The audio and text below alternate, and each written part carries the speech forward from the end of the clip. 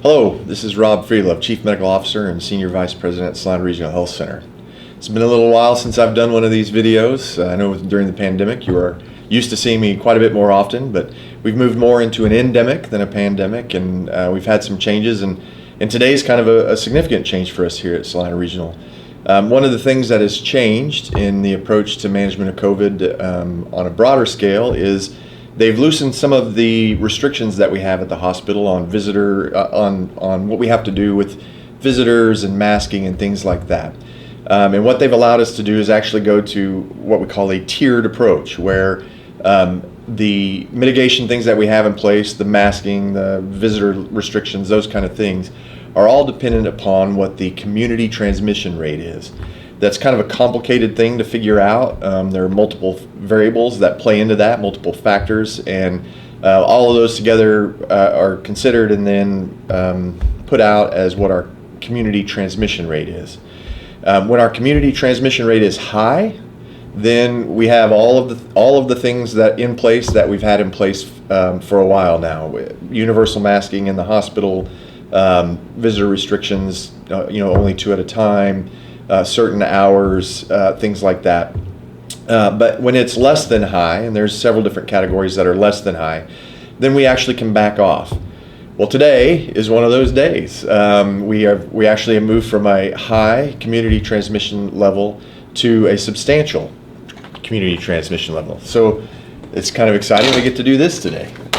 So we're moving from high to substantial, and the biggest thing for visitors and the public to know is that we're moving from requiring masking of everybody in the building to recommending masking for everybody in the building. So again, a big day for us on that, because we've not had a day in over 2 years where we didn't require everybody in the building to wear a mask the entire time they're in the building.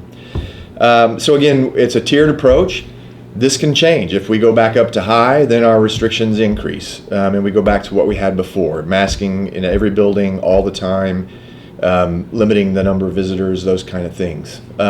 You can see what those different criteria are on our website. Also, we'll have this sign at our entrances, so people are aware and will be told kind of what to expect. But again, masking is recommended, not required. Now, if you have symptoms, if you're going to be seen and you have respiratory symptoms or other symptoms of illness that could be symptoms of COVID, we would ask that you do wear a mask. That source control is incredibly important. And the other thing is for unvaccinated individuals, unvaccinated staff, they are going to have to continue masking. And I would ask that if you're unvaccinated and you're coming into the hospital, that you, while it's still just recommended, I would ask that you do wear that mask again, just to help protect our other patients and our staff. That brings me to another thing I'd like to talk about. And I know you've heard me talk about it before, but that's vaccinations. There has been some newer developments in that, and one of those is the introduction of what they call a bivalent vaccine. That means it is a vaccine that is designed to not only generate immunity towards the original strains of COVID, but there's also towards the Omicron variant of COVID, which that's important because right now what we're seeing as far as the dominant strains in the US are Omicron or subvariants underneath Omicron. And that vaccine is specifically geared towards Omicron. It will help more to help prevent symptomatic disease, hospitalizations, and death related to Omicron than the previous just monovalent vaccine.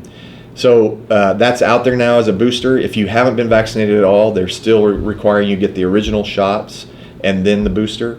If you have been vaccinated, it's been over 2 months since you've gotten a booster, please go get the bivalent vaccine. Heading into winter, we've seen nothing but increases in cases every winter. And right now what it looks like is either Omicron or some of the subvariants, a couple of the subvariants of Omicron are going to be the big players potentially this winter. So if you can, please go get vaccinated and get that bivalent vaccine. Thank you.